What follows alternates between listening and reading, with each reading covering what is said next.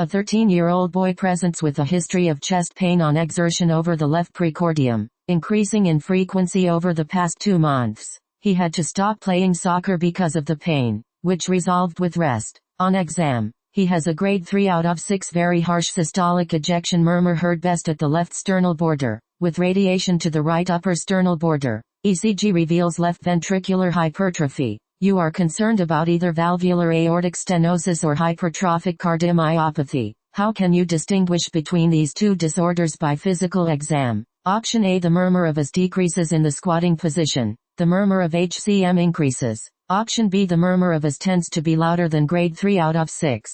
The murmur of HCM tends to be softer. Option C: the murmur of AS spills into early diastole. The murmur of HCM ends in late systole. Option D: the murmur of AS increases in the squatting position. The murmur of HCM decreases. Option E: the murmur of AS increases with the Valsalva maneuver. The murmur of HCM decreases. Take 10 seconds. The key to distinguishing aortic stenosis from hypertrophic cardiomyopathy is venous return. Squatting increases venous return to the heart. Think about what increased blood flow does to a fixed narrowed valve versus a dynamic obstruction that depends on left ventricular volume.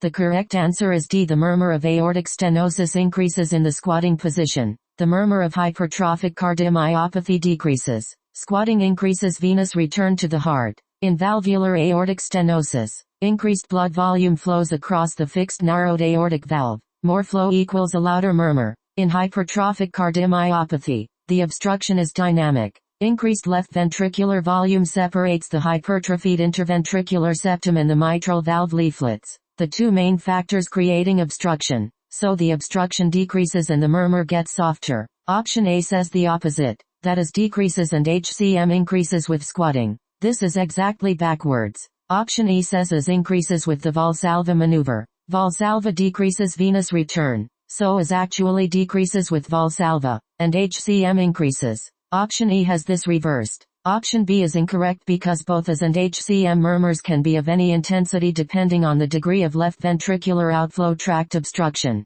Intensity alone cannot distinguish them. Option C is incorrect because both murmurs end in systole. Neither spills into diastole. Key testing point. Maneuvers that increase venous return, like squatting or passive leg raise, increase the AS murmur and decrease the HCM murmur. Maneuvers that decrease venous return, like standing or the Valsalva maneuver, decrease the AS murmur and increase the HCM murmur. This is because HCM obstruction is dynamic and depends on left ventricular volume, while AS is a fixed obstruction. Follow for daily board questions.